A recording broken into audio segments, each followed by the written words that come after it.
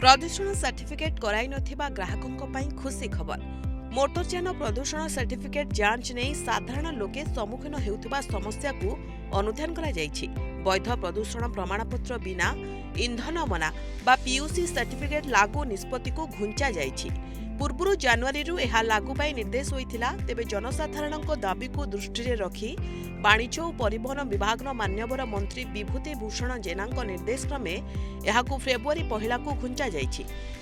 एही अवधि मध्यरे मोटरयान आईन अनुसार वैध प्रदूषण प्रमाणपत्र नथिबा यान प्रदूषण जांच कराई नेबाकु विभाग पक्षरु अनुरोध करा जायछि। अवधि को वृद्धि करा जायथिबारु जनसाधारण विब्रत न होई सुविधारे जांच कराइबे बोली आशा करा जाउछि। फेब्रुआरी 1 पूर्व कौनसी पेट्रोल पंप रे काहाकु मध्य प्रदूषण सर्टिफिकेट पाई इंधन देबाकु मना करा जाई पारिबो नाही। एही समय रे प्रदूषण सर्टिफिकेट संक्रांत रे व्यापक सचेतनता कार्यक्रम ग्रहण करिबाकु निष्पत्ति होईछि।